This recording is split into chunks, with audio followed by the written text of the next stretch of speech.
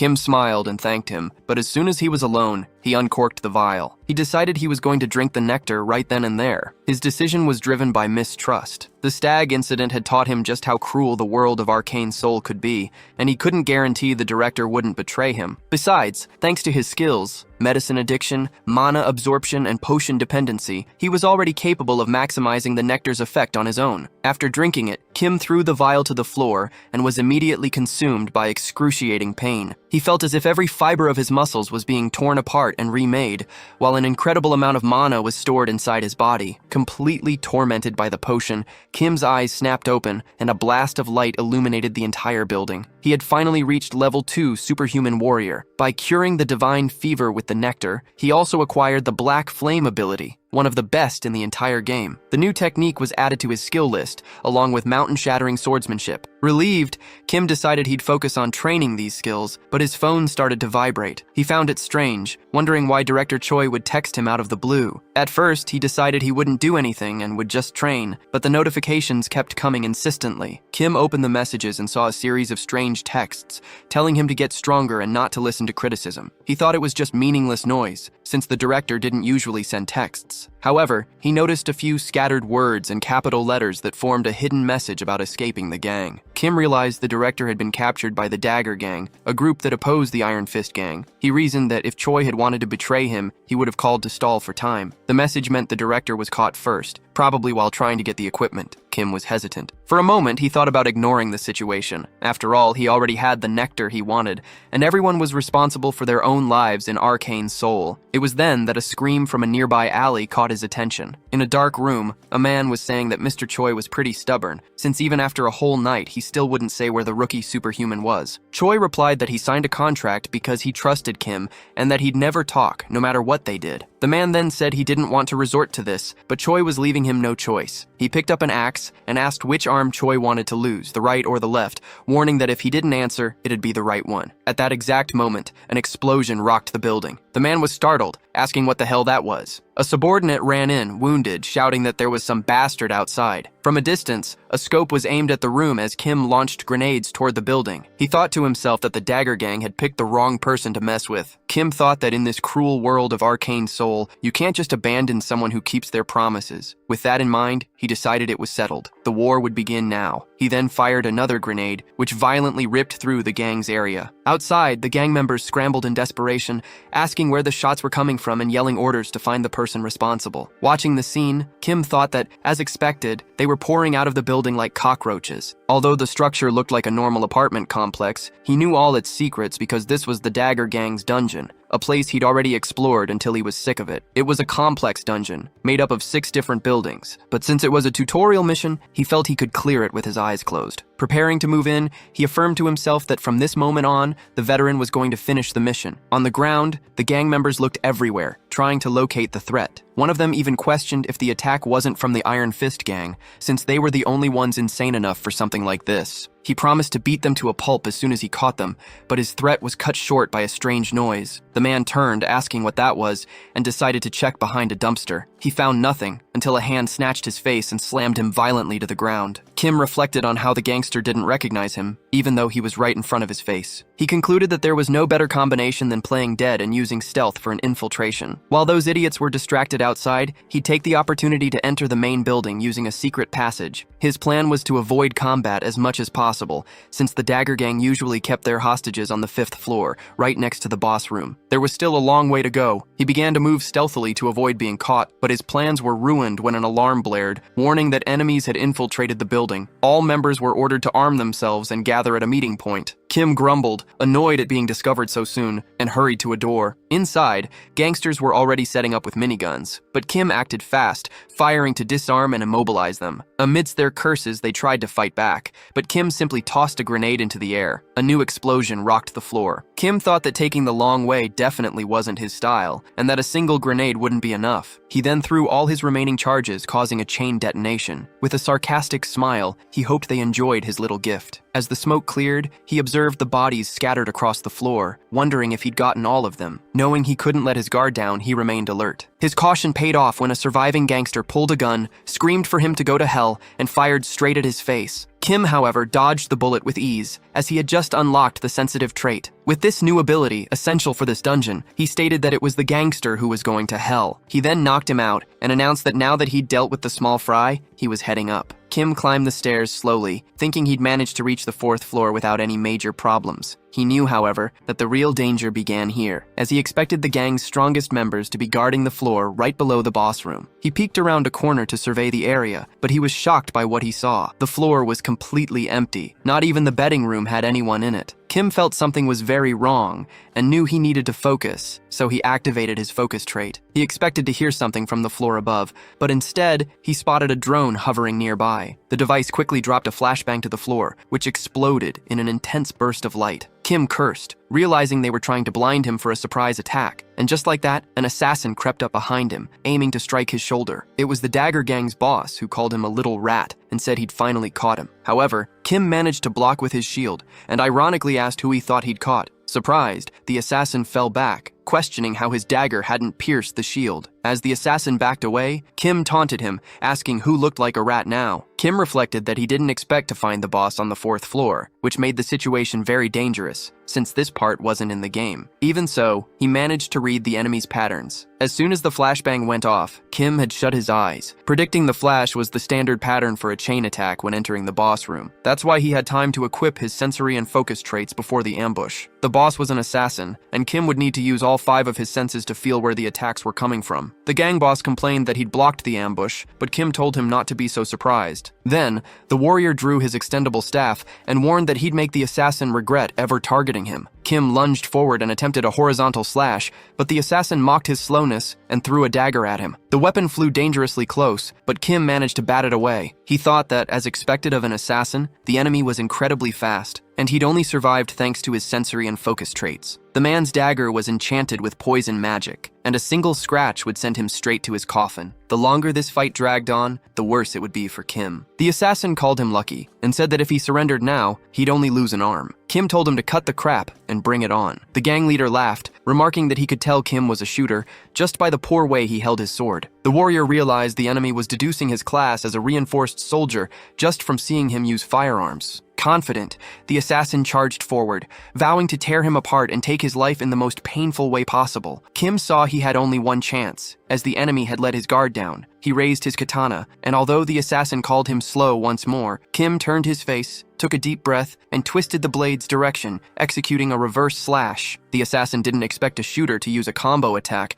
so he ducked to counter the blow with his dagger. Kim apologized mentally, because as soon as he'd swapped his skills, he was no longer a shooter. At that moment, he was a classic warrior, armed only with his swordsmanship, using the first style of the mountain-shattering swordsmanship. Unleashing the mountain-shattering ability, he slammed a deep gash across the man's shoulder. The assassin screamed, spitting blood as he collapsed to the floor. Kim was left standing, panting heavily. The assassin warns Kim that he'll lose as soon as he lets his guard down, and prepares to attack again, insisting the fight wasn't over yet. Kim wonders if that was his opponent's final card. However, the assassin suddenly collapses to the floor, splattering blood across the apartment window. Only then does it become clear that Kim was also wounded, with a blade embedded in his abdomen. The warrior admits to himself that he'd let his guard down at the end, and with poison already circulating through his body, he realizes he needs to switch his skills immediately. He activates his regeneration skills to heal the wound in his stomach. As soon as he recovers, Kim gets up, complaining that while the pain is bearable, it still hurts a lot. At that moment, he overhears the gangsters receiving orders to come up and deal with the intruder. With no time to lose,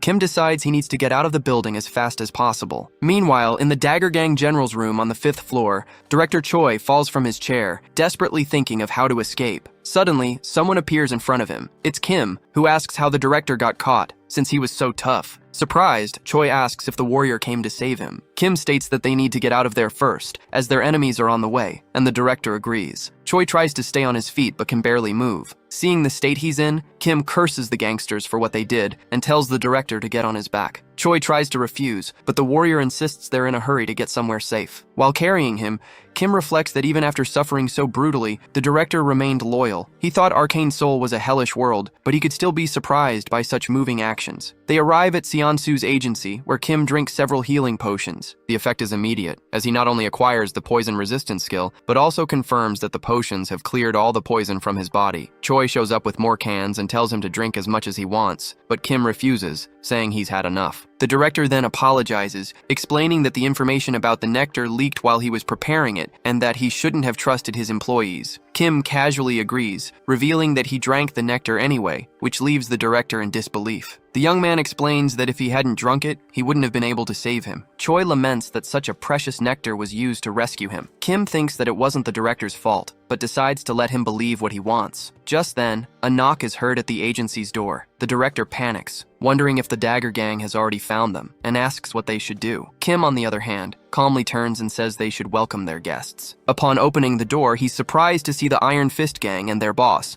who is also named Kim. The warrior greets the group. The Iron Fist boss comments that it's absurd to think Kim wiped out the Dagger Gang by himself, but admits he always knew Kim wasn't an ordinary person, and then asks why he was summoned there. Kim thinks to himself that it's time to receive the reward for the difficult mission. He remembers that in the game, the Iron Fist Gang and the Dagger Gang are rivals competing for power over the Silum area, and the tutorial asked the player to help the Iron Fist Gang in exchange for many rewards. The gang leader asks if Kim plans to create his own organization. Kim denies it and explains that the reason he called him was to say that he can have the Dagger Gang's territory. The warrior states that he'd rather be alone and has no intention of entering the underworld, so this would be the best way to pay his debt. The Iron Fist boss observes that it's an offer where he loses nothing and that it seems a bit much to settle a debt. Kim just jokes, saying it's good that they're on the same page. As the new owner of the Silum area, Iron Fist demands that Kim grant him one wish. Kim reflects that his request is something everyone likes to have, a home of his own. He explains that since he works alone in this tough world, he realized he needed a safe place, especially after getting his stomach injured in the fight against the Dagger Gang. The gang leader agrees immediately, since Kim helped him get rid of a rival group, and praises his directness. Iron Fist then asks what kind of house Kim prefers, suggesting a luxury mansion or an apartment. However, Kim says no, specifying that he needs an isolated, soundproof house with guaranteed security and a training facility in the basement. The gang leader says he's got the perfect property with those features, much to Kim's delight. The house was on the outskirts of Silum, right on the peak of Gyeonubong, and Kim recognizes the location as the exact house given to the player as their first base in the game Arcane Soul. Sitting at his new desk, Kim savors the feeling of having a real home. He admires the fresh air and the perfect view, amazed by the house's beauty and magnificence. He remembers when he first fell into Arcane Soul, not knowing what to do and with a hospital bill of about 20 million won. Now, not only did he have a house that looked like a palace, but he also had the money from Security Chief Number 1 and Director Choi, enough to stay in the hospital for a year without any worries. However, Kim knows that in Arcane Soul, there's no time to enjoy success. As soon as the game's plot progresses, evil villains like the Saint of the Old Priest's Order will appear to destroy the city. That's why he grabs his pickaxe and heads to the underground training facility. It was time to find the real reason he chose this house. He locates a spot on the wall and gets to work, slamming the pickaxe hard into the stone. To his surprise, the wall shatters with ease. He realizes his skill is working better than expected, which could speed up the process. Kim starts digging downward as fast as he can, complaining that he never imagined the treasure was this deep when he played the game. Still, he doesn't think about giving up and remains determined to get out of there soon. Suddenly, a liquid starts to leak from the stone, and Kim begins to drink it. The water slowly regenerates him with its energy. He loves the taste, as he can feel his body healing in real time. This is the effect of the Mana Spring, a place brimming with power. Even characters with zero health can recover quickly by being drenched in this spring, and most negative effects disappear, showing its incredible therapeutic properties. The house on Gyeonubong was the only place where he could access such an incredible spring for free. Kim reflects that he had to go through a lot of trouble to get here, unlike in the game, where everything was solved with a single click. The spring was so full of vitality that he could feel its effects easily. Grabbing one of his swords, he comments that the Mana Spring's properties are perfect for training. He could heal quickly if he ran out of stamina and get right back to it. The time had come to begin the first and only extreme efficiency training for free-to-play players. As night fell over the mansion, Kim reflected that it had already been 2 weeks since he'd locked himself in the training room. During that time, he'd become able to activate the black flame with ease, feeling the mana flow around his sword. He raised his weapon and executed the 3 styles of the mountain-shattering swordsmanship in sequence. First, the Mountain Crusher, followed by the lunge of the Mountain Splitter, and finally, the thrust of the Mountain Piercer. Kim was now completely used to wielding his swordsmanship in tandem with the Black Flame, not to mention the useful traits he'd acquired during his training. He felt he'd completed his main objective, but there was still one important thing left to do: obtain a mana cultivation technique. If he'd refined the nectar before drinking it,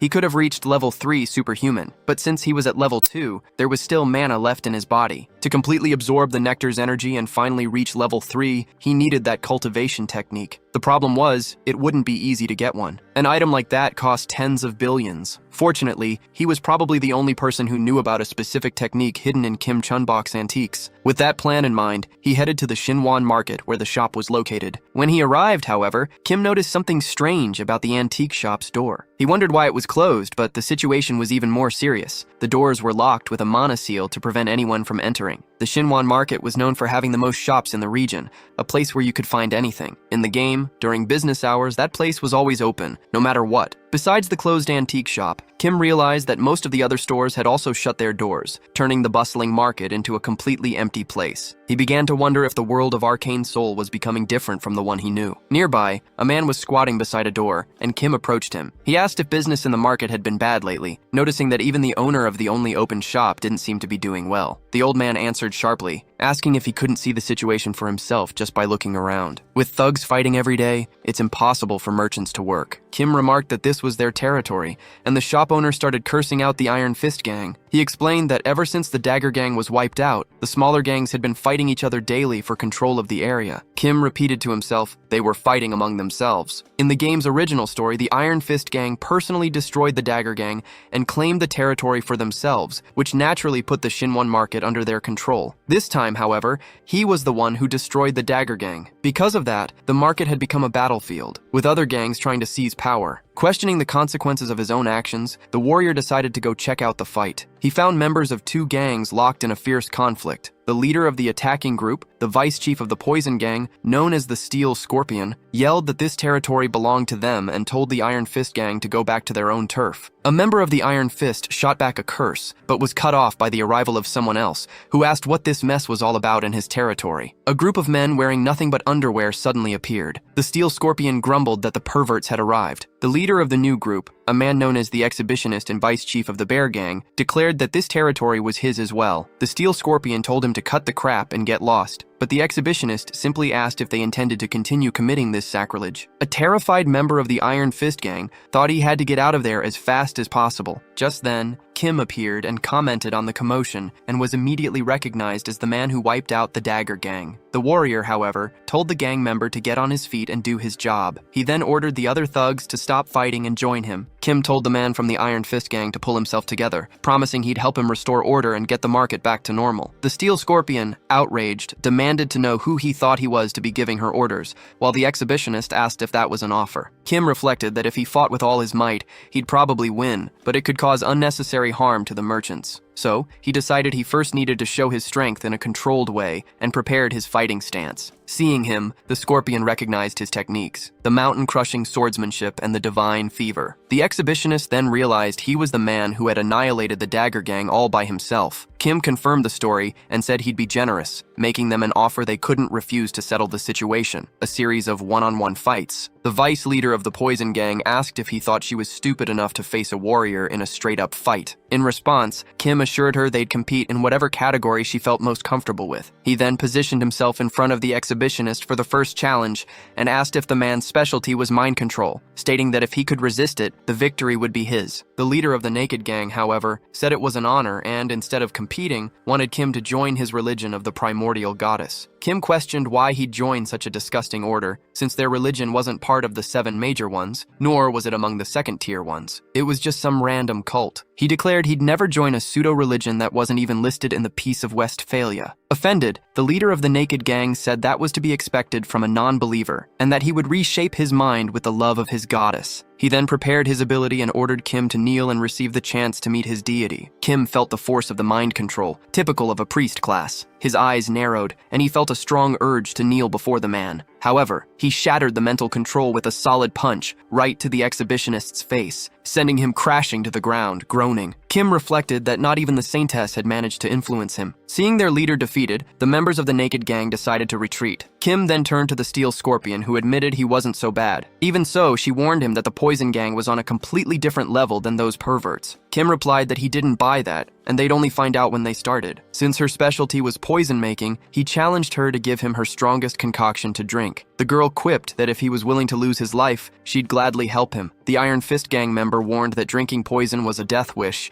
but Kim seemed quite confident that everything would be fine. The Steel Scorpion held out a cup of poison and said that if he could withstand it, he'd win. The warrior recognized the substance as the Picnic Knockout, the poison that caused the most pain out of all the ones she produced. He commented that the smell was awful and warned her that he'd punch her if he survived. The woman just laughed, telling him not to beg for the antidote after he drank it. Kim downed the cup in one go, stating that wouldn't happen. Immediately, the poison began to ravage his body, causing him to collapse to the floor. He felt as if his blood was boiling. The girl asked if he was feeling the effects now, and said that if he begged for his life like a dog, she'd consider helping him. Kim, however, needed to focus. He knew that his common poison resistance wouldn't work, as this one was created with a special medicine. The plan was to endure the damage with his healing trait, to somehow control the toxin. The Steel Scorpion was stunned to see him focus all the poison's energy into his arm. At that moment, Kim unlocked the medicine resistance and realized he was ready. With this new ability, he managed to control the poison with his mana. Finally, he made a small cut on his palm, causing all the poison to pour out onto the ground. The Iron Fist member was shocked to realize he had concentrated all the toxic energy into his hand to remove it,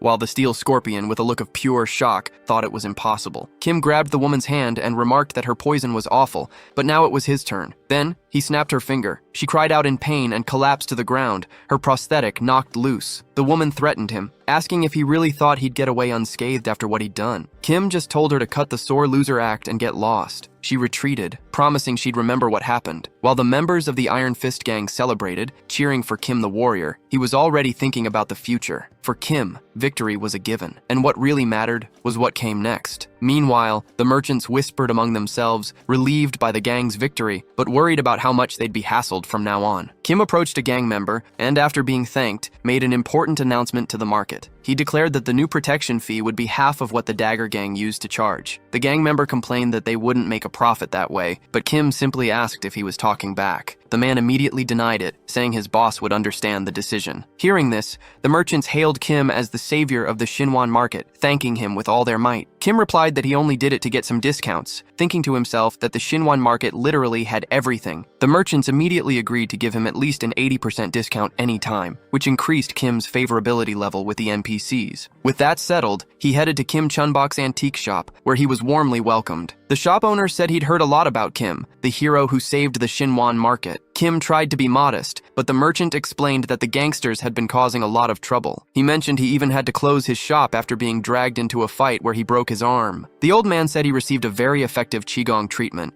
and that if it weren't for the therapist, he'd still be in the hospital. Kim's interest was piqued, and he asked if there was a Qigong therapist in Silim. The old man offered to introduce them, but Kim said he wanted to buy something first. The merchant invited him to browse freely, but the young man got straight to the point, asking to see the items stored downstairs. Surprised, the shop owner asked how he knew about that, and Kim replied that he had his ways, thinking that the old man shouldn't underestimate a player with over 10,000 hours of game time. Chunbok then led them to a door for unauthorized personnel, explaining he'd make an exception for Kim, and revealed his private collection of magical goods. Kim knew that Chunbok had many unique items from his playing days. Above all, he possessed the Horn of the Elder God, an extremely powerful item that contained a sealed cultivation technique. With his top priority secured, Kim began to grab everything useful and place the items on the table. The merchant praised his keen eye for detail. The selection included 5 colored diamonds, magic goggles, a magic glove, and the Horn of the Elder God, all rare items. The total price was 2 billion won, which surprised Kim. Chunbok explained that would be the price for a stranger, but since Kim was the market's guardian angel, he could make a reasonable price of 500 million. Kim joked that he'd had quite a scare and handed over the money, thinking how sweet the 80% discount for being an NPC favorite was. Now, all Kim needed was to find a priest-class superhuman to release the Horn's sacred seal. Fortunately, he already had a lead on where to find such a person. He asked Chunbok for the address of the Qigong therapist the old man had mentioned earlier. Later, as evening fell, Kim arrived in an area full of buildings and knocked on the indicated door. Getting no answer, he pressed his ear against the wood, wondering if the therapist had gone out for a walk. Suddenly, the door swung open, and someone asked what he wanted so early. Kim noted the man's white hair and pale face, and was certain this was the person he was looking for. He joked, saying it was already evening, and the young man at the door just repeated his question about what he wanted. Kim then explained that he'd heard his treatments were excellent. Hearing this, the young man's face lit up. Realizing Kim was a client and not a gangster as he had thought, he immediately asked where Kim was injured. The warrior thought the man's reaction was exactly what he'd expected. The therapist asked him to lie down on the bed,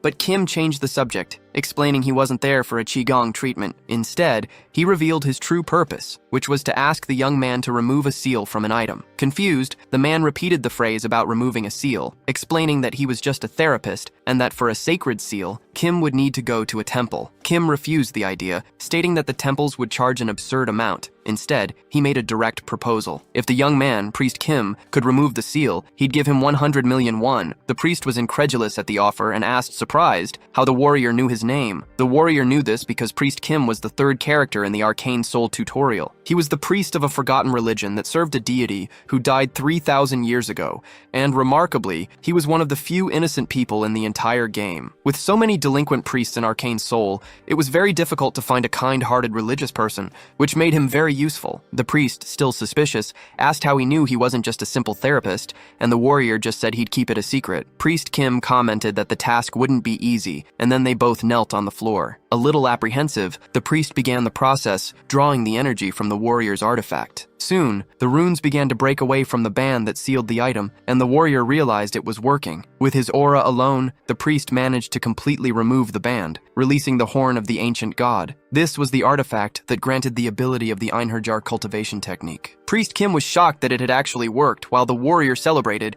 saying it was excellent. Curious, the priest asked if that was a mana technique, but the warrior just thanked him. Next, he blew the horn, and a powerful aura filled the entire room. His body began to be molded by the new energy. Kim noticed that the mana that had been wasted in his body was now being rapidly absorbed. He planted his feet firmly on the ground, feeling the incredible effect of the technique, as if the silence of the deep North European Sea had entered his body. He calculated that in about 2 weeks, he'd be able to absorb all that mana and reach level 3 superhuman. Impressed, the priest clapped, commenting that it was the first time he'd seen a warrior-class superhuman use a cultivation technique. Kim explained that it really wasn't common. Seeing his exhaustion, the priest invited him to lie down on the bed and rest. Kim agreed, saying his mind was overloaded with too much information and that he'd stay in the priest's care for a while. The priest joked that since he'd paid a fortune, he could rest as much as he wanted. While resting, Kim reflected that the priest was just as kind as he was in the game. It was great to have found such a trustworthy clergyman, as this would be very useful in the long run. Sometime later, Kim suddenly woke up in bed, startled by a strange noise. He saw the priest pouring gasoline over the backpack full of money and asked what he was doing. The priest then took out a lighter and began to pray, asking his forgotten god to accept the offering so he could finally be resurrected. Just as the priest was about to drop the lighter on the bag, Kim acted fast, stopping him by forcing his hand down. He couldn't believe what he was seeing and asked what his problem was. The priest explained that he needed to burn the money as an offering, insisting that his god only accepted money and that it was the only way to obtain divine power. Kim thought to himself that he didn't imagine that back then the priest still believed in this, since his god had been dead for 3,000 years. Kim knew that even in the game, this religion had almost no power at all until he revived it himself. He found it hard to believe the priest didn't know the right way to serve his god. So, Kim interrupted the priest and explained that his method was completely wrong. He didn't need to burn money, but rather to burn and vaporize gold. The priest grew suspicious, saying that sounded like a heretic's talk. Kim retorted, asking if he'd even tried it, and the priest admitted he hadn't, as his religious order had established the method of burning money many years ago. Kim explained that the old method was the reason the priest's god hadn't revived yet. Since it would be difficult to burn gold right then, the warrior suggested an alternative that made the priest curious. He then asked what this other method was, and Kim replied that just as he'd been helped with the mana technique, he would help the priest in the same way. Before them, a pot was boiling with a yellow liquid. The priest hesitated, saying he shouldn't do it, but Kim insisted that he trust him and drink the gold, promising a great increase in divine power. Feeling that his god was responding to Kim's insistence, the priest decided to try it and drank the liquid. Immediately, he felt something different in his body. His straight hair began to spike up, and he started to glow as he knelt on the floor. Kim asked what he was feeling, and the priest shouted in euphoria, claiming the effect was much better than when he burned millions of won. The warrior explained that his growth would accelerate even more with this new method. Grateful for the valuable information, the priest wanted to pay for it. Remembering an item he owned, he handed a necklace to Kim. The warrior recognized the object as a sacred artifact that contained the healing trait and accepted it, thinking this had been more profitable than he'd imagined. Kim also reflected that the priest's order always offered great quests. So he asked if the priest would mind praying with him, saying he also wanted to pay for the service. In his thoughts, however, Kim considered that the priest now belonged to him. A week later, the priest begged Kim to stop, as he felt like his entire body was turning into gold. Kim, however, warned him that he still needed to consume more. The priest expressed fear of suffering from mana poisoning for increasing his power so quickly, but the warrior assured him that wouldn't happen and told him to get back to praying. Kim thought to himself that there was no reason to worry, since the 4 tutorial characters possessed unique resources. Just as he had the pure body, the priest Kim would never suffer from mana poisoning, which allowed for his accelerated growth. Finally, Kim announced that the priest was finished. A powerful mana began to envelop him, illuminating the entire area with a glow so intense that Kim had to cover his face. The priest could hardly believe he'd reached level 3, a stage that would even allow him to prepare an apostle. The warrior commented that at this rate, it wouldn't take long for the priest to become an apostle of his god. The priest Kim replied that he still had a long way to go,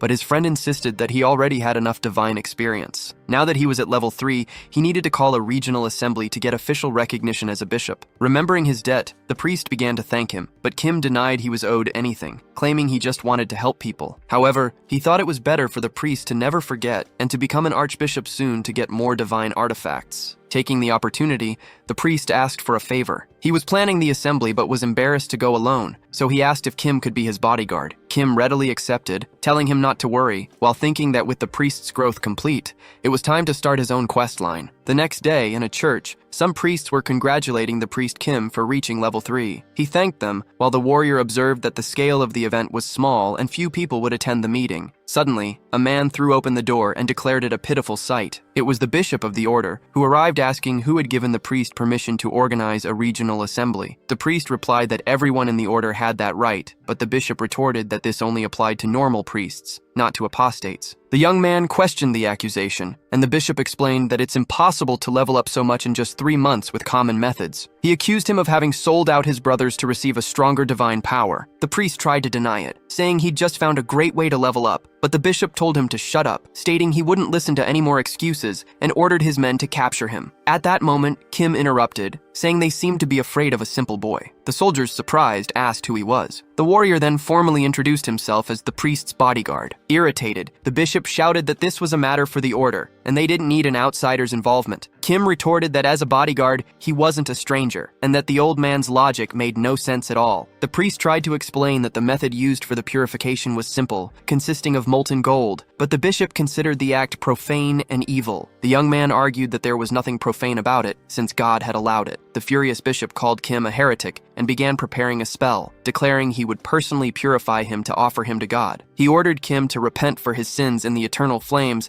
and then unleashed the spell, causing a massive explosion in the area. The cultists were shocked by the scene, but Kim simply complained that the bishop couldn't attack without warning, as that was blasphemy. Surprised, the bishop asked why his magic was blocked. In response, Kim questioned if he was sure it was a good idea to attack an apostle candidate. The old man, even more irritated, retorted how a heretic could become an apostle. The priest, confused, said he didn't understand what he meant by candidate. Kim then told him not to worry, just to eat the gold and pray. The bishop yelled for Kim to stay back if he didn't want to burn along with him, but the bodyguard warned him that if the priest proved to be an apostle, the bishop wouldn't know what to do. At that moment, an intense light filled the hall, as the priest had already begun to pray. The bishop, in disbelief, questioned if this was really the ascension of an apostle. Kim realized the bishop's surprise was the reason he hadn't made the priest an apostle the day before. He concluded that the old man wasn't just incompetent, but also jealous of the priest, and that's why he needed to get rid of him immediately. The condition for the priest's awakening was to swallow a golden artifact from a different order, and with the bishop being accused of blasphemy, the situation became perfect. Kim called out to his lord, leaving everyone in the room stunned. Kim then pointed his sword at the bishop and declared that, in the presence of a new apostle, it was time to teach the heretics a lesson. He asked the priest to ask God how he should punish the one who, out of jealousy,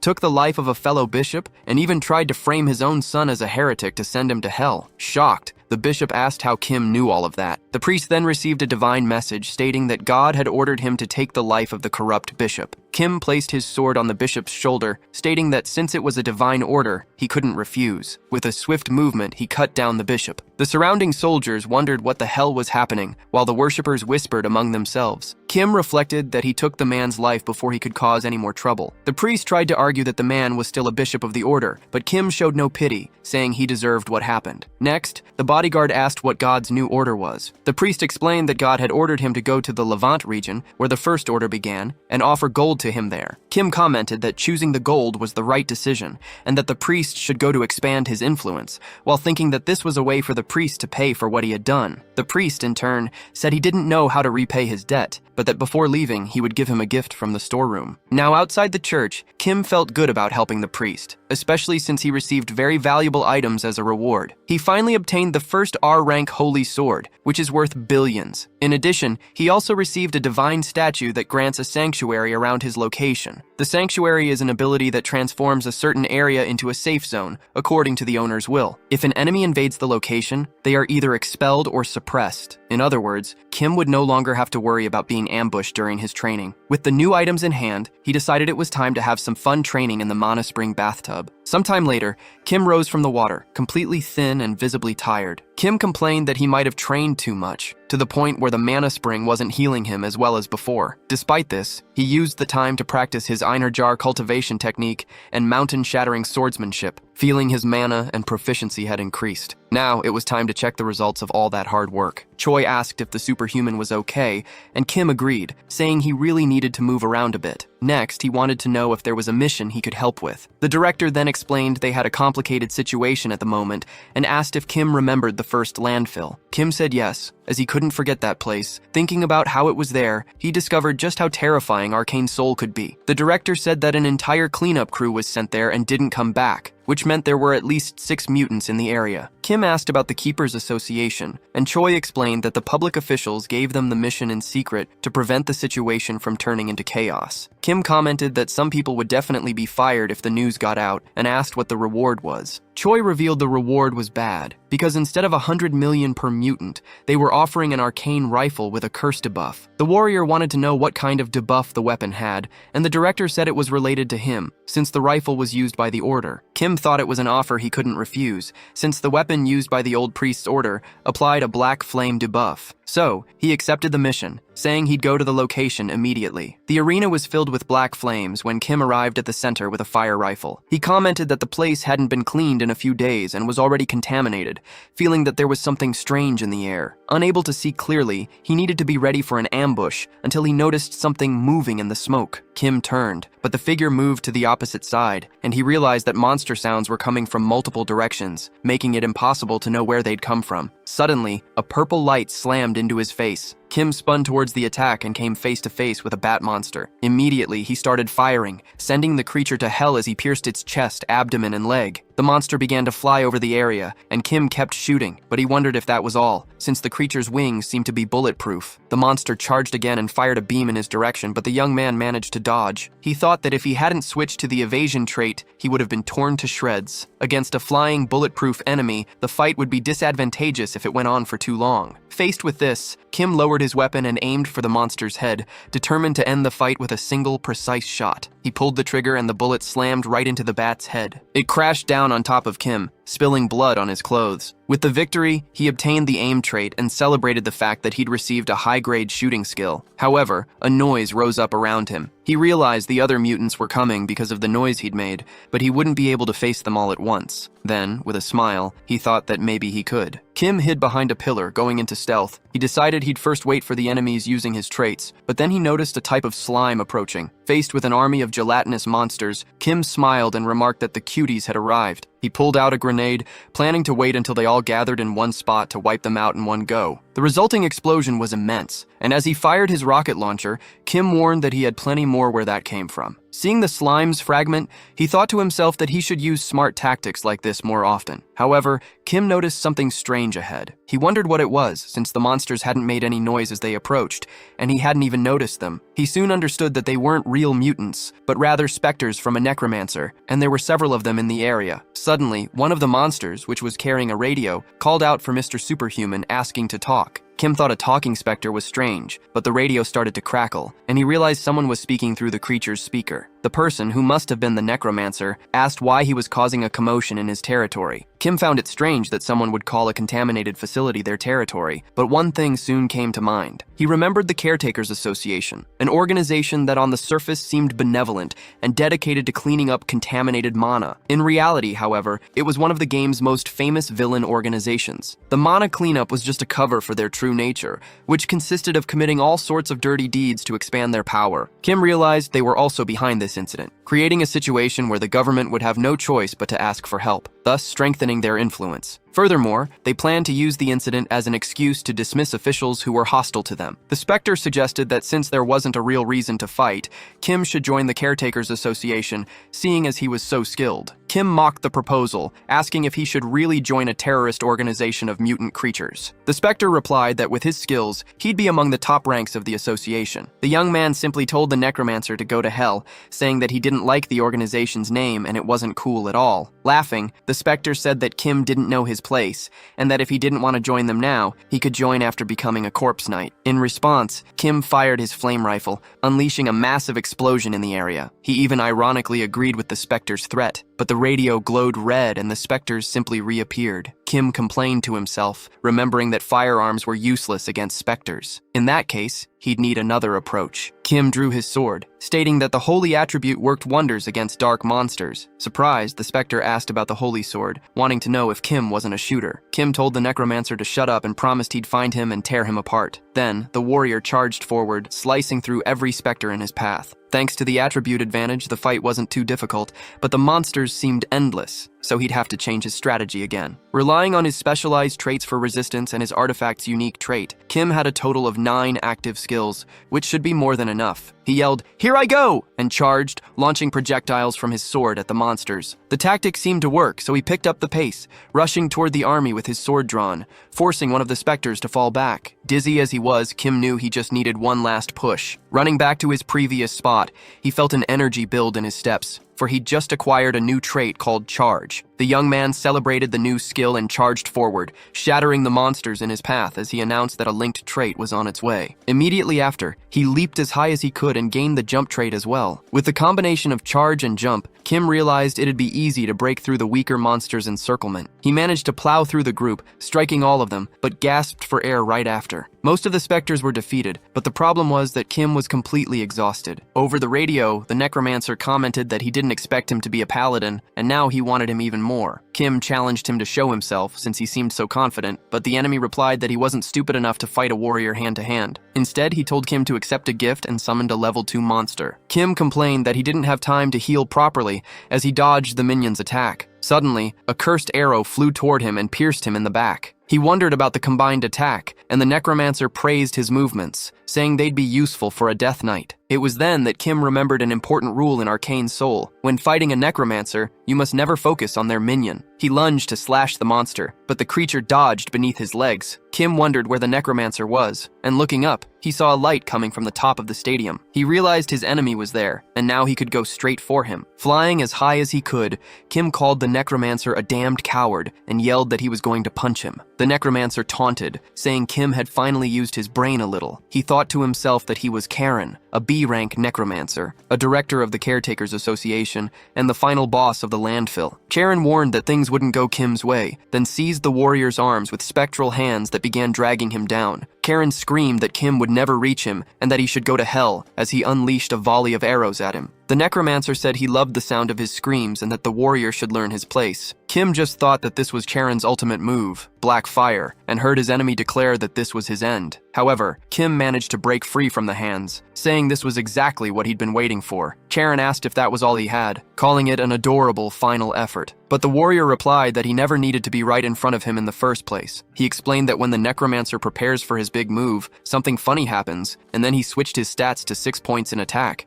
Furious, Karen unleashed his skill and told Kim to stop spouting nonsense and just die already. Kim braces himself to deal with the blow, feeling that the time has come. After all, it was the moment when the trinity of swordsmanship, magic, and physique converged in perfect harmony, manifesting a special trait in the face of imminent destruction. It was the ultimate technique, capable of cutting through anything tangible and intangible with the sword's aura. With this ability, Kim shatters Karen's attack, making the dark mage scream in disbelief. This trait, called Flash, was the strongest form of swordsmanship, mastered only by those who had reached the pinnacle of the blade. With it, Kim managed to cleave the necromancer in two, causing a massive explosion in the area. After the impact, Kim falls toward the ground, sighing in exhaustion, as he almost lost his life. Despite everything, he managed to defeat Karen, the level 3 superhuman and the dungeon boss. He reflects that, in the game, defeating this dungeon at level 2 would have taken an entire party, and even at level 3, a player couldn't do it alone with common gear. Kim only won because he played for over 10,000 hours and, with a smile, he thinks that now it's time to collect his rewards. Upon arriving at the agency, Choi fawns over him, saying it was incredible that he actually managed to clear out that place full of mutants. Kim tries to be modest but complains about injuring his arm. The director then apologizes and says he should be more careful. Afterward, the soldiers thank him for his hard work, still in disbelief that he defeated all the mutants by himself, but Kim simply replies that he was just doing his job. Kim then changes the subject, explaining that something completely different from the mission happened when he entered the landfill. He asks if the soldiers recognize the speakers and cameras he found. One of the soldiers questions if that wasn't the mana chip that creates specters, a technology used by Karen from the Custodians Association.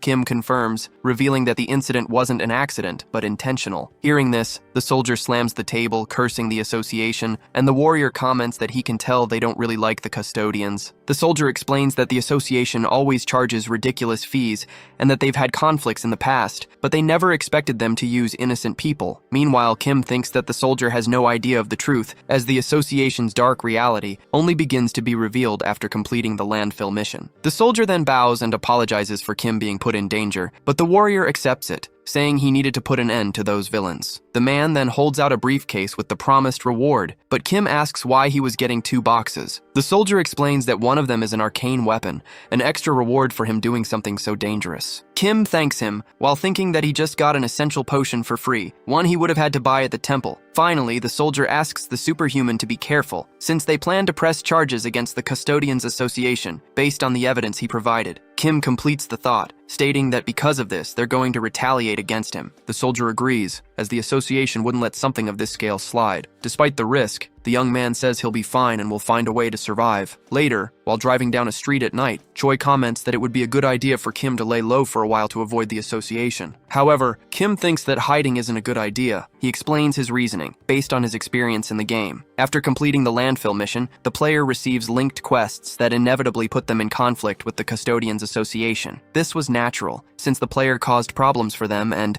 most importantly, took the life of the association's director, Karen himself. The important thing, according to Kim, is that the association's questline splits into several routes, and the worst one is to do nothing and waste time. In that case, the association's president attacks the player's house with dozens of superhumans. On the other hand, there's the route with the easiest difficulty. Kim then asks if the director has ever heard of a place called Gyeonubong. Choi confirms, saying it's in the forbidden area south of Silim, and that there's a large-scale poppy farm there, which would cause trouble for anyone who went. It's at this moment that Kim reveals that place belongs to the Custodians Association. Choi is confused, asking what they would have to do with poppies. Kim explains that it's not about the poppies because in reality, they were conducting body modifications and kidnappings there, being much more than a simple criminal organization. Shocked, Choi yells that they're insane, and Kim confirms, stating that's exactly why he wants to hit that place first. Completely terrified by the revelation, the director starts swerving the car. Still in the car, Kim says he needs a lot of things and hands Choi a list to prepare. The director reads the items and is stunned to see claymores and electromagnetic pulse bombs,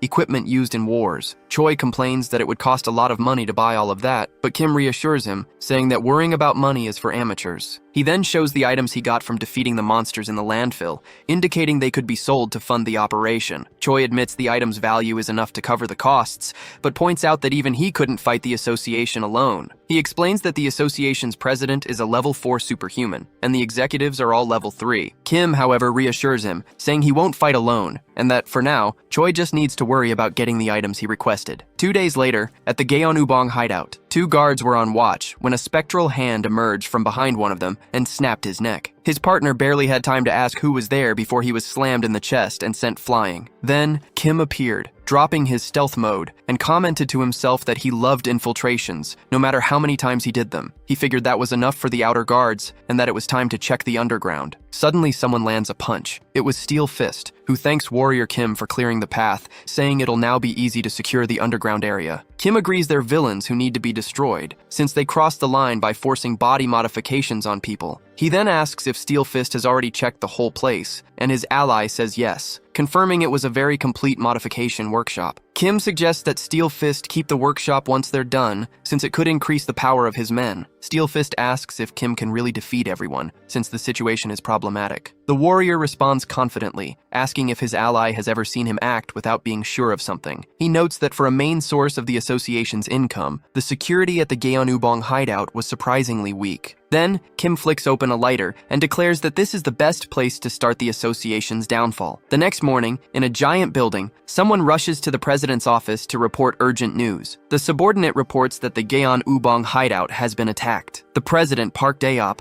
a level 4 superhuman, demands to know how this happened. The man explains that the one responsible was the same guy who killed director Karen. Furious, the president slams his gloved fist on the table, questioning how the intruder dares to attack them so brazenly. The subordinate adds that the intruder also sent a picture. Seeing a photo of Kim mocking them, the president asks if he burned down the farm too. Enraged, he shatters the phone's screen and asks if the man's name is Warrior Kim, vowing that he'll take his life and cut him to pieces. Later, soldiers go to check on the Gyeonubong base. One of the men comments that the intruder must be a lunatic for burning down the entire farm. The leader orders them to capture the man and move in quickly to end this, stating he'll show the president the power of the External Affairs Department. They advance through the path of debris, and the leader warns the team to be careful, as the enemy might try to attack from a distance. A teammate agrees, saying he'll capture him as soon as he sees him. However, one of the soldiers spots a weapon in a building window. The bald leader fires at the weapon, thanking his subordinate for the good work. The shot shatters the glass window, sending the weapon tumbling down. The leader boasts that his prediction was spot on, while his teammate tries to suck up to him. Suddenly, the ground begins to shake, and an explosion rips through some of the soldiers. The captain yells that it's a claymore, and his subordinate desperately asks what they should do as rocket launchers fire in their direction. The captain is terrified of what's about to happen. Watching everything through a camera, Kim laughed and commented to himself that it was worth spending the night setting up bombs and mines. He knew that, thanks to his special trait, it'd be impossible for his enemies to find the traps ahead of time. As the soldiers screamed from the mines, Kim stated that he wasn't crazy enough to fight hundreds of them head-on. His plan was to defeat them all remotely from that underground control room. Several mines exploded on sight, but a mana shield emerged amidst the chaos, protecting the targets. One of the men commented that the enemy had prepared well, which was to be expected from someone who'd openly provoked their organization. Just then, another man offered to handle the situation, stating that he'd already analyzed the opponent's tactics. He introduced himself as the vice president of the Caretakers Association, an R-rank, level 3 superhuman cyborg. In response, the president ordered them to bring the target back alive, but to defeat him in the most painful way possible. Following orders, another grenade was thrown to the ground to test the area. The cyborg then guided his men, telling them the area was safe and that they should keep throwing grenades to check for more traps, proceeding slowly. Suddenly, a rocket was fired at the group, but the cyborg swatted it away with a single swipe of his hand. He immediately asked if they'd found the shooter's position, and a soldier confirmed the shot came from the right side of the cover. Then, they all opened fire on that specific spot. The attack damaged one of the enemy's rocket launchers. The cyborg celebrated, saying this was excellent, as it meant they were almost in the same building as the target. He declared they would show what they were capable of, or perhaps the enemy was already scared by now. Watching everything, Kim muttered to the camera that, as expected of cyborgs, they were truly inhuman. Suddenly, an alarm started blaring, surprising him. He commented that the enemies had arrived faster than he thought, and that the rookie assassin mission really lived up to its evil reputation. A shot struck the doorknob, and the door was immediately pushed open. Two women, Ebony and Viper, both level 3 superhumans, entered the room and asked why he was hiding like a rat, telling him he should come out and play with them. However, the room was empty. Viper commented that he knew they were coming. In fact, Kim was there the whole time with his invisibility activated. He thought that he already knew their plan. The Caretakers Association's tactic was to cause a huge commotion out front, like a full-blown war, while the executives attacked from behind. That's why Kim threw a flashbang grenade at the two of them, telling them to take this. The blast of light left both agents temporarily blinded, and they screamed that it was a trap. As he fled, Kim agreed that it was a trap and said he wanted nothing to do with them. In response, Viper shouted that she'd take his life as soon as she caught him. The young man ran, thinking the assassins would catch up to him soon and that he needed to move very quickly. A bullet hit the wall near him, and Kim realized he needed to defend himself first. Crouching down, he created a protective mana shield to block the assassins' attacks. As they fired at the barrier, Kim taunted them, telling them to shoot all they wanted because he'd block everything. However, Ebony drew a revolver and challenged him to block these bullets. One of the shots pierced through the mana shield, which shattered instantly. Kim glanced to the side, surprised, and tried to run, but he fell to the floor right after. Ebony then asked what he thought, revealing that her bullets were imbued with explosion magic. Cursing the situation he was in, Viper told him to have his dessert and threw a dagger that slammed into his abdomen. Kim grunted in pain, but the assassin warned him that was nothing compared to the suffering she was about to cause. He scoffed, saying they were just villains in cheap latex outfits, which clearly irritated them both. She moved in to fix his attitude, slamming him with a kick that sent him flying into a wall clock. Grabbing him by the collar, Viper asked if it hurt, explaining that the dagger was laced with a potent venom that attacks the arteries and wouldn't be easy to withstand. Ebony then announced they were taking him to the president, but to their surprise, Kim broke into a smile. He told them they were welcome to their doom and asked if they could hear that ticking sound, like a giant time bomb. Kim then activated the charge in his feet, telling the two of them to stay there and rot. He knew the pair was stronger than Karen and that he couldn't win in a straight fight. That's why he'd suppressed all his abilities to fake weakness, luring them close to the clock while their guard was down. Inside the clock, he'd installed white phosphorus munitions that cost him $1 billion. He wished the ladies a good night's sleep, and they barely had time to curse it was another trap before a massive explosion engulfed the area. Lying on the ground, Kim sighed. He'd managed to take down the executives, but he had to recover quickly since more enemies were on their way. He was especially worried since he didn't know when that machine guy might show up. As if on cue, he found himself face to face with the cyborg's army. Kim got to his feet muttering, "Speak of the devil." He faced the massive troop, calling out for their leader as he gritted his teeth. The cyborg asked if Kim had taken down Ebony and Viper, and he replied that the cyborg would soon share their fate. The villain, however, told him not to dare die so easily. He would make sure to modify him until he begged to be sent to hell. Kim shot back that his villain monologue was terrible, but the vice president considered their chat a waste of time and raised his weapon. Just then, Kim asked if the cyborg knew how much he loved people who'd modified their bodies beyond all reason. "Thanks, you idiots," he said, pressing a button. A jolt of electricity surged through the cyborg's brain, who cried out,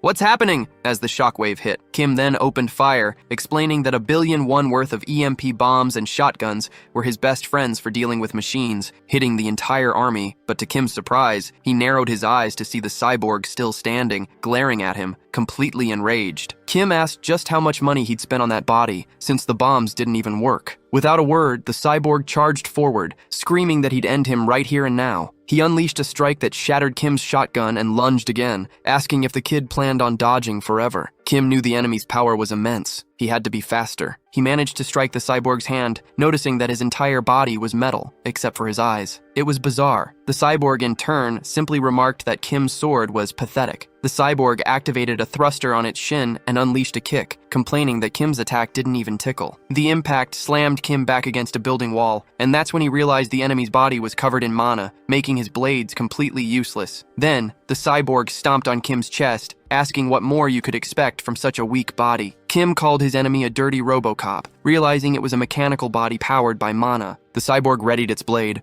warning that he was going to cut off Kim's arms and replace them with umbrellas. He then mocked Kim's pistol, calling it cute. But at that moment, as he looked at the robot's body, Kim got an idea. The enemy asked if he still didn't understand that mere bullets couldn't hurt him. Kim replied that it wouldn't be a mere bullet, and as he fired, activated the black flame. The projectile struck the cyborg's thigh, which asked what it was as its body began to burn. Kim explained that since its mechanical body ran on mana and the black flames burned mana, the fire wouldn't go out after entering its system. He added that the cyborg should have stopped its modifications at a certain point. Scorched by the flames, the soldier began to kneel. Kim then raised his sword, saying goodbye to the monster. The cyborg closed its eyes, groaning slightly before falling flat on the ground. With the enemy defeated, Kim got to his feet and said that now, only the final step remained. Outside, a rifle shot echoed, and he declared it was time to eradicate the Caretakers Association, calling them cowards who run without their executives. The remaining soldiers tried to flee, screaming that there was no hope left, but Kim commented that their screams sounded like music to his ears. Suddenly, a sharp pain pierced the young man's ears and he cried out. A war cry erupted, and Kim wondered if he was finally going to show up.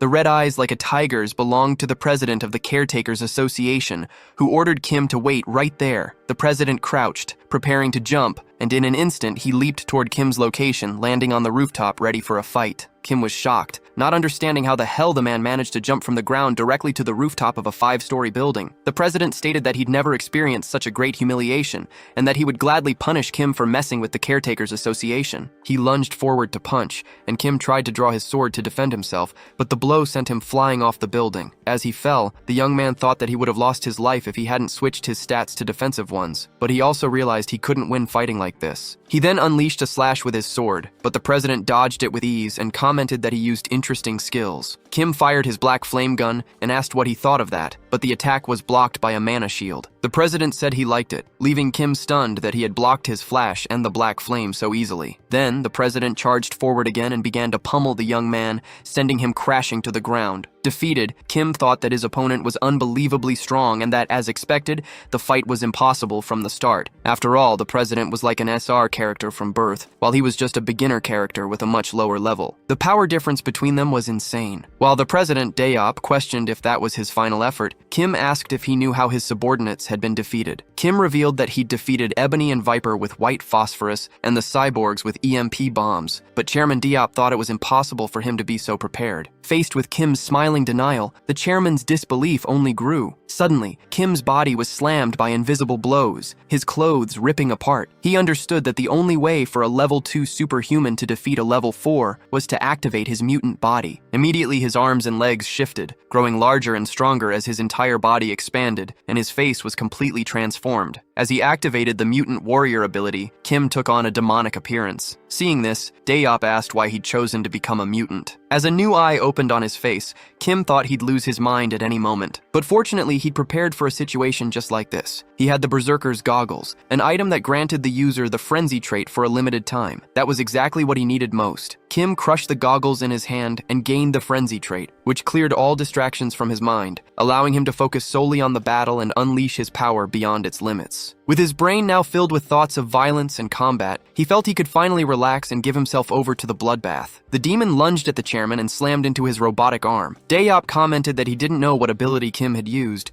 but things had just gotten much more interesting, and he wanted to start experimenting. The two agreed they were going to have fun, and Kim declared that was exactly what he wanted. Then, they began to exchange a flurry of powerful blows. Daop declared that it wouldn't be enough, and Kim agreed the same went for him. After an intense exchange of attacks, Kim managed to land a blow on the chairman's side, forcing him to stumble back. With his super strength and iron armor traits activated, the thrill of the fight overwhelmed Kim's senses, and he roared that he could do this all day. Daop acknowledged he hadn't had a fight like this in a long time, but declared that he'd already finished analyzing his opponent and that victory was his. Kim charged forward, telling the chairman to stop bluffing, but was caught by surprise when he glanced to the side. Daop explained that Kim was just throwing punches wildly, without any real technique. When Kim threw a horizontal strike, the chairman dodged by, dropping to the ground, and prepared a counterattack. He said Kim's strikes were like those of someone who doesn't know how to fight, and then he slammed a devastating punch into the monster's chin. Kim crashed to the ground barely conscious, and thought that in close quarters combat, the chairman had the clear advantage. On top of that, the effect of the frenzy was already wearing off. He realized he had no choice but to pour everything he had left into one final attack,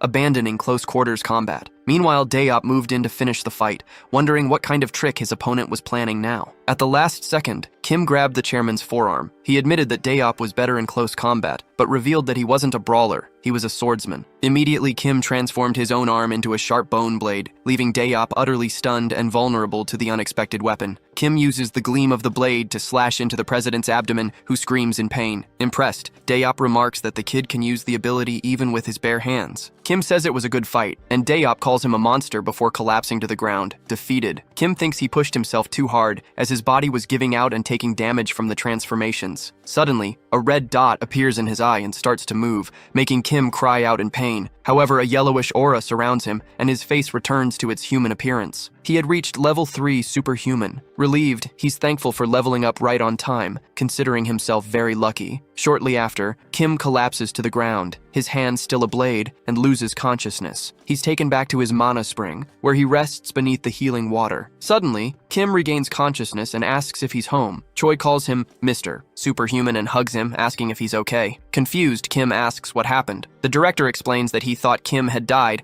since he found him lying on the floor with all the men from the Janitors Association. Choi says he noticed Kim was still breathing, so he put him in the mana spring, where he was unconscious for a whole week. Kim remarks that he healed up a lot in that time. The director praises him, saying he's incredible for defeating the janitors all by himself, and that the office has been getting a lot of calls with requests. Kim agrees that he's special, but stays modest while Choi keeps praising him. The director tells him he's gathered the loot from the fight for Kim to check out later, but Kim replies that he needs to heal first. He then thinks that now that he's level 3, he has a place to visit. A week later, at the association building, Kim approaches the mana measurement machine. He confirms that he's now level 3, and that he'll finally get his official certificate with all the benefits. Soren congratulates him, remarking that she's never seen anyone level up so fast, and even asks, jokingly, if he plans on founding his own country. Kim replies that he doesn't plan on going that far. He then asks if he can get his certificate, and Soren leads the way. She hands him the official document, and Kim thanks her. The girl then confesses that she's envious of him. Kim asks why she's envious, and Soren replies that there are many reasons, but mainly because she'd like to be as strong as he is. Kim finds it strange to see her show this kind of emotion, since it was something unimaginable in the game. He thinks that he has nothing to do at the moment, and that he might as well help her. So, he offers to help her become a superhuman, and Soren accepts right away. Kim asks if she'd like to be his student, assuring her that he can turn her into a superhuman. She asks how that would be possible, and Kim just asks her to trust him, because he can see Miss Baek's potential. Soren gets excited to hear she has potential. Kim confirms and thinks to himself that he can see her potential to become an SSR rank warrior. He asks what she thinks of his proposal. Soren is silent for a few seconds, but finally accepts, saying she feels like she can trust him. Kim says it was a good decision and reflects that it's about time he trained an SSR rank warrior. He tells her she doesn't need to pay any tuition fees, and that she can repay him once she becomes a superhuman. Soren agrees, but warns him that it won't be an easy task, since she's already failed to awaken before, even after taking dedicated classes for it. Kim tells Soren to just trust him, because he already knows all about her awakening. Soren's unique ability, Heaven-Shattering Star, is a trait that embodies a killing intent so powerful it could stain the world with blood. This power gives her a 1000% bonus to combat experience. However, the ability also has dangerous side effects, as there's a risk of her mind being corrupted, turning her into someone uncontrollable. Baek Soren's awakening story is directly tied to this unique ability. Aware of the risks, Kim says he'll need to prepare well. Soren immediately asks if he needs money for it, but he says no, explaining that all she'll need is mental strength. Their conversation is interrupted by a secretary, who informs Mr. Kim that someone has invited them to a meeting in the 5th floor lobby. As they ride the elevator up, Kim thinks about the invitation. He knows the Tower of Superhumans is organized by levels, so being called to the 5th floor means the host is a level 5 superhuman. He tries to think of who it could be, but no one comes to mind. When they arrive, Woojin calls out to his teacher, surprising Kim. The young man says he was expecting him, and congratulates Kim on receiving his level 3 certificate. Kim replies that he's also happy to see him, but wonders how his student reached level 5 so quickly. Woojin then hands him a box, explaining it's a congratulatory gift. Kim tries to refuse, but the young man insists,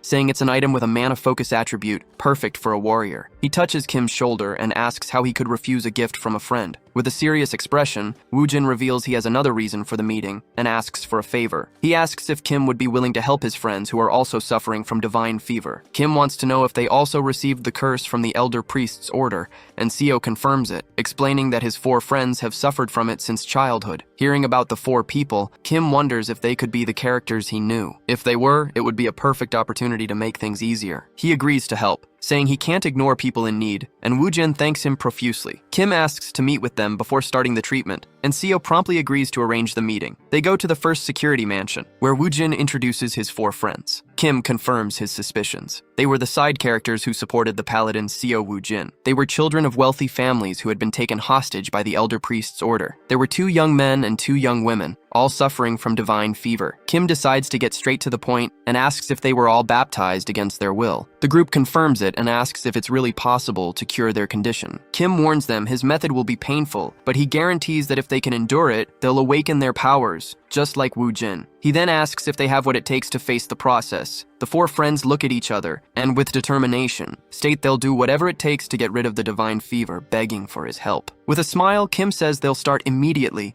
and unleashes his black flame. A week later, in the same mansion, the 4 youths have successfully awakened their powers. Kim reflects that, due to their innate talents, they all went through the process without any major issues. The 4 of them cry with gratitude as they thank their teacher, but Kim tries to be modest. Then the parents of the 4 youths approach to thank him for everything he did for their children. They show him a table full of gifts, saying it's a small token of their gratitude. Kim thanks them, but says it wasn't necessary, attributing the success to the youth's talent. However, he thinks to himself that he could benefit greatly by targeting only wealthy families, feeling like he'd hit the jackpot in a paid lottery. Among the gifts, he receives boots of extreme speed, a detection helmet, an axe of fury, an Acropolis shield, and 2 nectars. The parents explain that they chose the gifts together and hope he likes them. Kim turns to them and expresses his sincere gratitude for the reward. Kim considered himself a very lucky man, but beyond all the gifts, it was time to claim his true reward. To do that, he went to speak with a young man who was waiting for him. The man approached and asked if the professor wanted to talk to him, and Kim confirmed, explaining that he had a favor to ask of the Galaxy Mall representative. The representative promptly offered to do anything for him. Kim then asked if he could grant him access to the underground gold mine located beneath the Hanam branch. The representative tried to deny the mine's existence, but the warrior revealed that he knew its exact location, between areas A1 and A2 on the 8th underground floor. Shocked, the man said he couldn't authorize entry even for the professor. However, Kim promised he wouldn't tell anyone what he saw inside. Faced with this promise, the representative fell silent, and Kim insisted, asking for just 1 day to keep everything a secret. A short time later, now in the building's parking garage, Kim and Beck Soren positioned themselves between areas A2 and A1. Together, they smashed through a wall, revealing a secret passage. Beck Soren couldn't believe there was really a hidden space there. Kim explained that this was the place where she would awaken, and that he'd gone to great lengths to get access. The girl asked if they would be training in such a secret place, and the warrior confirmed, saying it would be fun. He explained that characters with her kind of power don't awaken normally. They need to be put in extreme life-or-death situations. Kim revealed that the place was an undiscovered dungeon, the same place where Soren would awaken in the future. The girl commented that the area was dark and had a strange smell that made her anxious. Suddenly, a skeleton lunged toward her. Soren managed to dodge by throwing herself to the ground and desperately cried out for the warrior's help. However, she noticed a katana by her side. Kim simply said it was time to train, leaving her confused. He ordered her to defeat the zombie and fight for her life, as that was the only way to awaken her powers. As the zombie advanced, Soren wondered what kind of madness this was. In a sudden move, she spun around and sliced the creature's head clean off, screaming for it to get away from her. Kim was impressed, as even her clumsy slash contained immense power, proving that Beck Soren's talent was beyond his imagination. He congratulated her on a good job, but the girl yelled, accusing him of being cruel for forcing her to fight without warning. Kim just reinforced that she had done well. Still shaken, Soren agreed. The young man, in turn, reflected that this was to be expected from one of the top 3 warriors in the game. Even without having awakened, she already fought like a character with the sky-shattering star trait. Soren asked if she had to fight alone, and her professor confirmed, telling her not to worry as he wouldn't let her die. The girl complained that this wasn't reassuring at all, even as she decapitated another zombie with her sword. Kim asked if she had ever learned swordsmanship, but the girl denied it, saying she'd never done anything like it. Annoyed, Kim thought about how she had so much natural talent, while he had to go through so many hardships to gain a single skill. The girl wanted to know how far they were going, as the place seemed very deep. Kim replied that there was an exit at the other end, but thought to himself that they would only leave after she awakened. Suddenly, something rushed toward the two of them. It was a zombie wielding a power drill which tried to attack Soren,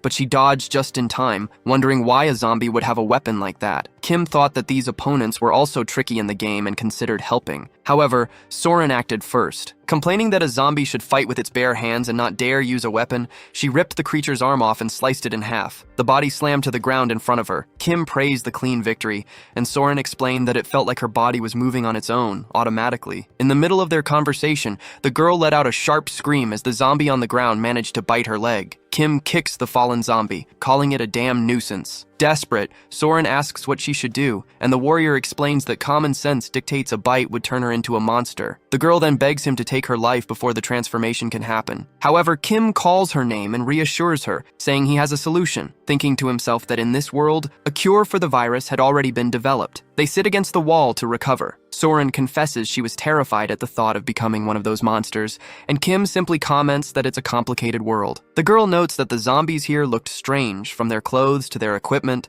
almost as if they'd been artificially created, and Kim agrees with her. He then reveals a dark secret about the place. The Galaxy Mall was built in record time thanks to a huge number of workers. However, the tight schedule caused many accidents and deaths, but the official victim count was 0 because the construction companies simply buried the workers' bodies right there. When the mall's representative found out what happened, he decided to seal off the area to avoid damaging the company's public image. Soren is shocked and asks how Kim knew all of that, but he tries to change the subject. In his thoughts, Kim remembers that the Order of the Elder Priest had unleashed the zombies in Seoul, and the dungeon that opened that day was this exact forbidden area of the Galaxy Mall. To Soren, he just says he's got a special ability, and she jokes that he seems to have a lot of them. Kim reflects that this was the ideal place for Soren's awakening, as this is where she originally awakened after being attacked, yet there was still no sign. Looking at their surroundings, Soren laments that the construction victims had to suffer even after death. She says the least they can do is help them find peace, and Kim comments that she seems to have found a new resolve. The girl confirms, explaining that she feels a strange urge to keep fighting. Kim approves of her attitude and says they should press on, thinking to himself that the process was finally starting. The pair ventures deeper, reaching an area that looked like a gold mine. Suddenly, Soren comments that the temperatures dropped drastically, and Kim agrees, warning that the place is sinister and they need to be careful. They spot the entrance to a shed in the distance, and near it, a rock with a radio on top. The device was broadcasting a story about 3 bears in a house: the papa bear, the mama bear, and the baby bear. Soren finds the fairy tale creepy, and her impression worsens when the radio starts to glitch, repeating the same phrase shrilly and hurting their ears. In the midst of the confusion, an ice spike materializes out of nowhere, flying at high speed toward the two of them. Kim reacts instantly, throwing himself in front of Soren and blocking the attack with his back,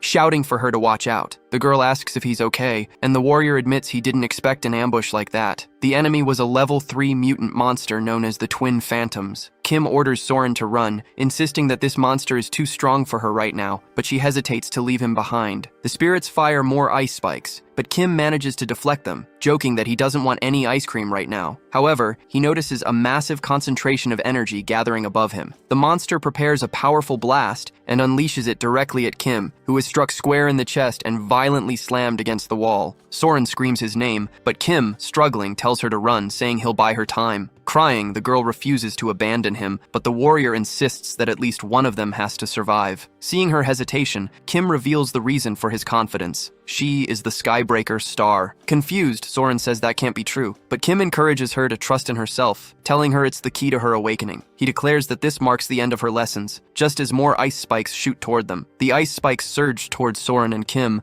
but at the last second they were pierced by other spikes erupting from the ground. As she mulled over her decision to trust herself, Soren endured the blows and was frozen solid. Even so, she told Kim to leave the rest to her, saying she'd trust him and herself. Just then, a yellow aura enveloped the girl, and she urged the warrior not to give up. Seeing this, Kim cracked a smile as the ice in his path shattered. This was the awakening of Bayek Soren, who had reached level 1 as an SSR rank warrior. Soren wondered what this power was, surprised that she'd actually awakened as she watched Kim advance with his sword. The warrior then commented that it was time to stop acting. Confused, the girl asked him what he meant by acting. Kim explained that the trait of a Skybreaker star requires a life-or-death battle and the mental strength to overcome it. Soren asked if he'd put himself in danger on purpose, just for her to awaken. Kim confirmed it, saying she did a good job and that now it was time to fight for real, calling her by her title, Skybreaker Bayek Soren. The ghost continued its attack with more ice spikes. Soren commented that it seemed really angry, but Kim reassured her, saying they'd be fine as long as she dodged the attacks before they touched her. He began to parry the spikes with his sword, joking that it wasn't hard at all. However, the girl was still frozen. Kim asked if she was okay, thinking that even though she'd awakened, she was still level 1 and couldn't do everything perfectly. Soren sneezed and replied that she'd been hit several times, but it didn't hurt that much. Kim agreed, explaining that everyone gets an initial trait, and hers was Indomitable, which grants strong resistance against all abnormal conditions. Kim reflected that it made sense for a strong character like her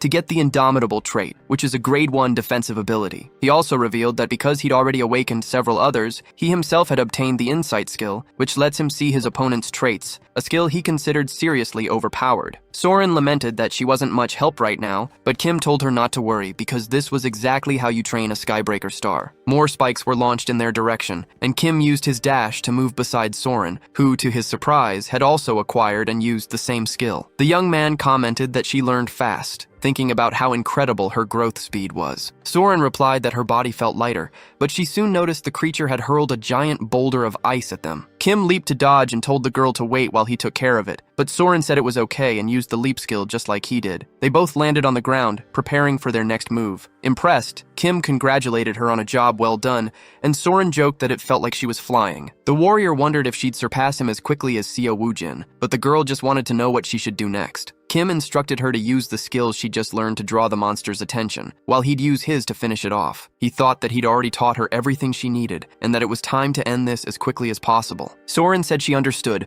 stomped her foot on the ground, and charged toward the creature, dodging its attacks. Seeing this, Kim noticed she'd already gained even more traits, confirming that her talent was truly on another level. This was perfect. Now it was time to end things once and for all, and the warrior prepared for the final strike. Kim unleashed his flash skill against the monster, and his final blow closed in on the creature, finally shattering it on impact. An explosion rocked the area, and while Soren commented that it was amazing, Kim tried to be modest, saying it wasn't a big deal. Just then, something fell in front of them. Kim picked up the object and explained that it was a cell phone, the monster's mana core. The girl was confused, asking how a phone could be a core, but the warrior clarified that it's pretty common for ghost-type monsters. He told her the device belonged to one of the workers who died there, and that before losing his life, the man thought more about his daughter than himself. His resentment possessed the phone, which was still displaying a video of the little girl talking about 3 bears, and transformed it into the mana core.